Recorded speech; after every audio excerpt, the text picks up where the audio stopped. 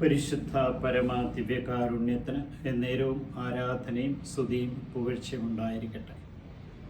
കാരുണ്യവാനായ കർത്താവേ, ഈ പുതിയ പ്രഭാതത്തിൽ അങ്ങയുടെ തിരുമുമ്പിൽ കടന്നു വരുവാൻ നൽകിയ അനുഗ്രഹത്തെ ഓർത്ത് നന്ദി പറഞ്ഞ് ഞാൻ അങ്ങയെ സ്തുതിക്കുന്നു, ആരാധിക്കുന്നു. മഹത്വപ്പെട്ട അങ്ങേയ്ക്ക് നന്ദി പറയുന്നു.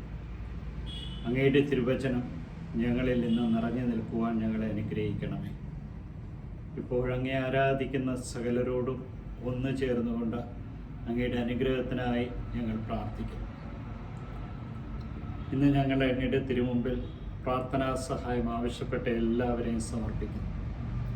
ജോലിയില്ലാതെ അലയുന്നവരെയും, രോഗികളായിട്ടുള്ളവരെയും, ഇന്ന് ഇൻ്റർവ്യൂവിന് പോകുന്നവരെയും, അഡ്മിഷനായി പോകുന്നവരെയും, ജോലി നഷ്ടപ്പെട്ടവരെയും, വിദേശത്ത് ദുരിതങ്ങൾ അനുഭവിക്കുന്നവരെയും, വഴിതെറ്റി ജീവിക്കുന്ന എല്ലാവരെയും, ശാരീരികവും മാനസികവുമായ പീഡകൾ അനുഭവിക്കുന്നവരെയും, കർത്താവെ, കുടുംബത്തിൽ ഒത്തിരി അസ്വസ്ഥകളായി കഴിയുന്ന എല്ലാവരെയും, ഇന്ന് ഞങ്ങൾക്ക് ആവശ്യമുള്ള എല്ലാ നിയോഗത്തെയും നിൻ്റെ തിരുമുമ്പിൽ സമർപ്പിക്കുന്നു. മക്കളില്ലാത്തവരെ, വിവാഹ തടസ്സം നേരിടുന്നവർ, വിവാഹത്തിലെ പ്രതിസന്ധികൾ നേരിടുന്ന എല്ലാവരെയും നീ കരം വെച്ച് അനുഗ്രഹിക്കണമേ. അവരുടെ അതിർത്തികൾ അങ്ങ് വിസ്തൃതമാക്കണമേ. ആപത്തുകളിൽ നിന്ന് അപകടങ്ങളെ കാത്തുകൊള്ളണമേ. ദൈവകൃപയുടെ നിറവായി മാറുവാൻ ഇന്ന് അവർക്ക് ആവശ്യമുള്ള എല്ലാ അനുഗ്രഹങ്ങളും നൽകണമേ. കർത്താവെ, ഇന്നത്തെ തിരുവചനത്തിലൂടെ ഞങ്ങൾ കാണുന്നത്, പത്രോസ്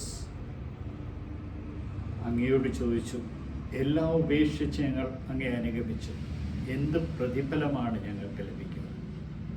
കർത്താവെ, നീ 3 കാര്യങ്ങളാണ് പറഞ്ഞത്. ഒന്ന്, നിങ്ങൾ ഉപേക്ഷിച്ചതിന് പകരമായി 100 ഇരട്ടിയായി എല്ലാം ലഭിക്കും. സുഹൃത്തുക്കള്, ബന്ധുക്കള്, സമ്പത്ത്, ഈ ലോകത്ത് വെച്ച് തന്നെ നഷ്ടപ്പെടുത്തിയതിന് പകരമായി എല്ലാം ലഭിക്കും.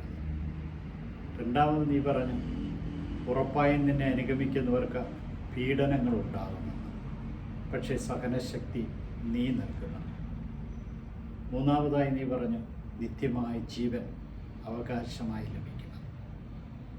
കാരുണ്യവാനായ കർത്താവെ, ഈ പ്രഭാതത്തിൽ നീ നൽകുന്ന ഈ അനുഗ്രഹങ്ങളെല്ലാം സ്വീകരിക്കുവാൻ ഞങ്ങളെ യോഗ്യരാക്കി മാറ്റണം. ഇതാ കർത്താവെ, മാർപ്പാപ്പ ഫ്രാൻസിസ് മാർപ്പാപ്പ പറഞ്ഞ വാക്കുകളെ ഞങ്ങൾ ഓർക്കും. ജീവിതം സ്മൂത്തായിട്ട് ഇങ്ങനെ പോവുകയാണെങ്കിൽ എന്തോ കുഴപ്പമുണ്ടെന്ന് നീ കരുതണം.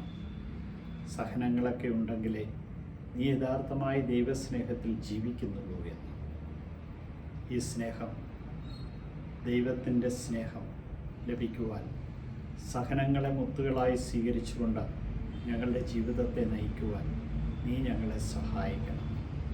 ഇന്ന് നിൻ്റെ കരുണയും സ്നേഹവും അനുഭവിച്ചറിഞ്ഞ് നിന്നെ മഹത്വപ്പെടുത്തുവാൻ തക്കവിധം ഞങ്ങളെ ഓരോരുത്തരെ അനുഗ്രഹിക്കണം.